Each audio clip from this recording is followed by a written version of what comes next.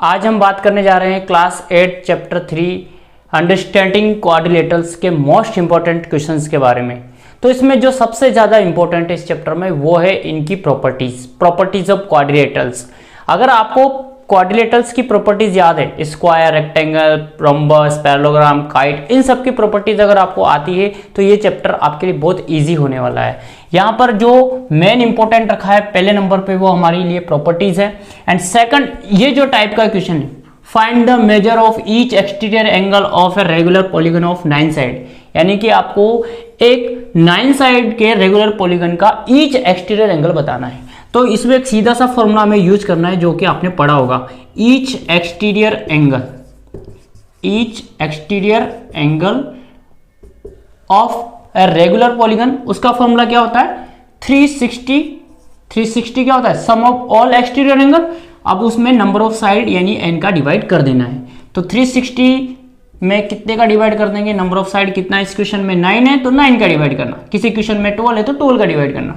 तो 9 से ये कट हो जाएगा 40 डिग्री। तो ईच एक्सटीरियर एंगल, इसका आंसर कितना आ जाएगा 40 डिग्री। एक नंबर में ये क्वेश्चन आपसे पूछा जा सकता है कि आपको 9 साइड वाले रेगुलर पॉलीगन का ईच एक्सटीरियर एंगल फाइंड करना हो तो क्या करें, 360 में 9 का डिवाइड कर देंगे। इसके अलावा और जो इसका नेक्स्ट जो मोस्ट इंपोर्टेंट क्वेश्चन है, इंपोर्टेंट क्वेश्चन जो है वो है जिसमें आपको ईच इंटीरियर एंगल गिवन है और आपको नंबर ऑफ साइड्स फाइंड करनी है। How many sides does a regular polygon have if each of its interior angle is 165 degree, यानी आपको जो गिवन है वो क्या है, ईच इंटीरियर एंगल जो कि है 165।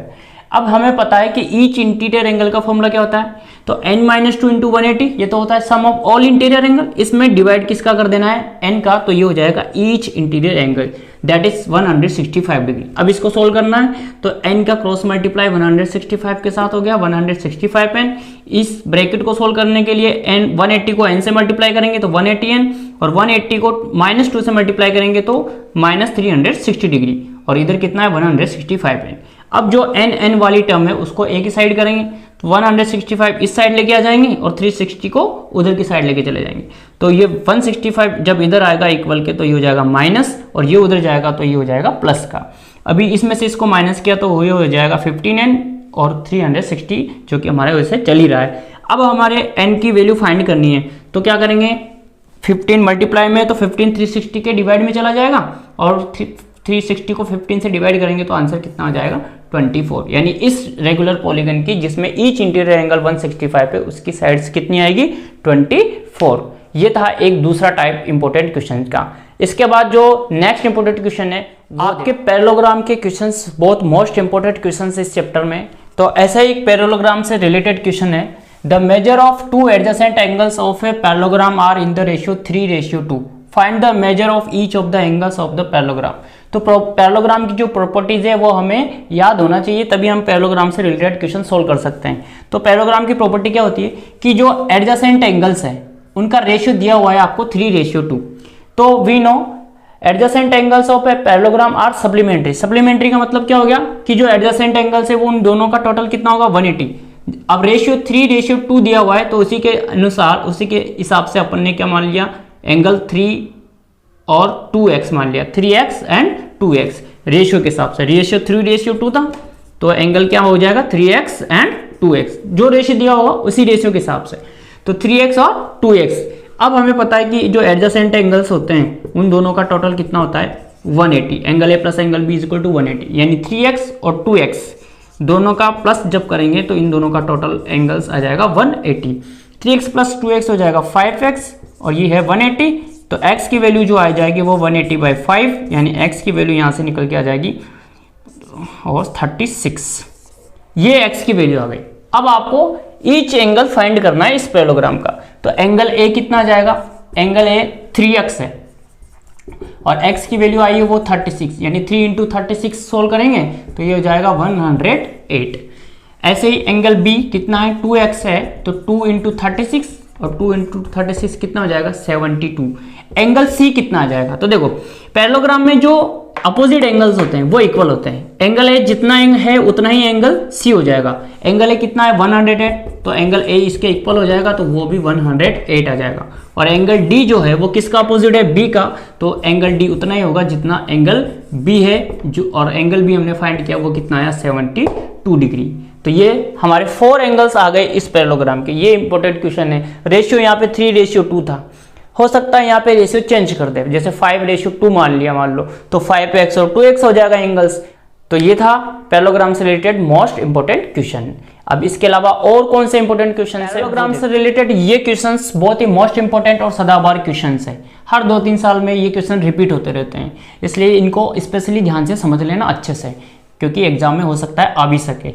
अब इसमें क्या हुआ है, आपको पैरेललोग्राम दिया हुआ है और इस पैरेललोग्राम में आपको x और y की वैल्यू फाइंड करनी है। तो इसमें जो प्रॉपर्टी यूज करने वाले हैं पैरेललोग्राम की वो ये है कि जो पैरेललोग्राम है उसकी अपोजिट साइड्स क्या होती है, इक्वल होती है। यानी 3x किसके इक्वल हो जाएगा 18 के, मीन्स GS किसके इक्वल हो जाएगा UN के। तो in parallelogram opposite sides are equal, it means 3x is equal to 18। तो x की वैल्यू यहां से आ जाएगी 18/3, यानी कि ये हो जाएगा 6। ऐसा ही सिमिलर जो 3y-1 है वो किसके इक्वल हो जाएगा 26 के। Now 3y-1 is equal to 26। यहां से y की वैल्यू फाइंड करने के लिए -1 का उधर पोजीशन चेंज कर देंगे, तो ये हो जाएगा 26 + 1। इसको बोला जाता है ट्रांसपोजिंग मेथड, यानी यहाँ पे आपको 3y इज इक्वल टू मिल जाएगा 27 और y की वैल्यू आ जाएगी 3 का डिवाइड 27 में करेंगे तो 9 टाइम, यानी आंसर हो जाएगा 9। तो x की वैल्यू आ जाएगी 6, y की वैल्यू आ जाएगी 9। इस वाली इक्वेशन में पैरेललोग्राम की जो प्रॉपर्टी यूज होने वाली वो कौन सी है, डायगोनल से रिलेटेड। यहाँ पर पैरेललोग्राम के डायगोनल्स दिए हुए हैं, तो जो डायगोनल्स होते हैं वो क्या होते हैं, बाइसेक्ट करते हैं। अब आप बोलोगे कि sir x + y is equal to 16 पहले सोल्व करूं या y + 7 इज इक्वल टू 20 पहले सोल्व करना है? तो आपको y + 7 इज इक्वल टू 20 पहले सोल्व करना है। क्यों? क्योंकि यहाँ पर एक ही वेरिएबल है और यहाँ पे 2 वेरिएबल है, दोनों वेरिएबल एक साथ कैसे फाइंड करेंगे? इसलिए सबसे पहले y + 7 को किसके इक्वल रखेंगे 20। यहाँ पर पहले आपको प्रॉपर्टी राइट करनी है कि diagonals are bisect of parallelogram. इसका मतलब ये जो यहाँ पे O मान लो अगर, तो OU किसके इक्वल हो जाएगा OS के। It means y + 7 is equal to 20। अब y की वैल्यू फाइंड करनी है, सिंपल 7 का उधर ट्रांसपोजिशन कर देंगे तो ये हो जाएगा -7 और 20 - 7 हो जाएगा आपके लिए 13 और मेरे लिए भी 13, यानी y की वैल्यू कितनी आ जाएगी 13। और इसके बाद हमें x + y, now x + y जो डायगोनल है ये वाला, ये किसके इक्वल हो जाएगा, इधर 16 के इक्वल हो जाएगा। अब यहां से हमारे पास y की वैल्यू जो है वो पहले ही हमने फाइंड कर रखी है, तो वो पुट करेंगे। तो x + 13 इज इक्वल टू 16, 13 उधर भेज दो भाई सब, जाओ टाटा बाय बाय। तो 16 ये उधर जाएगा और माइनस का हो जाएगा, तो x की वैल्यू आ जाएगी 3। तो हो गया आंसर। x की वैल्यू और y की वैल्यू फाइंड करना है, बहुत ही सिंपल है, बस 2 चीजें याद रखनी, opposite sides are equal and diagonals bisect of parallelogram. बहुत ही सिंपल क्वेश्चंस है इससे रिलेटेड और बहुत इंपॉर्टेंट चैप्टर है ये वाला। अगर ये चैप्टर के क्वेश्चंस आपने कर लिए तो मैक्सिमम मार्क्स आपको इस चैप्टर से मिलने वाले हैं। इसी से रिलेटेड एक question fill in the blanks वाला भी आ सकता है, जिसमें आपको प्रॉपर्टी से रिलेटेड क्वेश्चंस पूछे जाएंगे। स्क्वायर, रेक्टेंगल, पैरेललोग्राम, इनकी प्रॉपर्टीज पूछी जाएगी, जो भी पॉलीगन्स आपने इस चैप्टर में पढ़े थे। तो ऐसे ही और इंपॉर्टेंट क्वेश्चंस के लिए मैं आपके लिए अगला चैप्टर 4 लेके आऊँगा।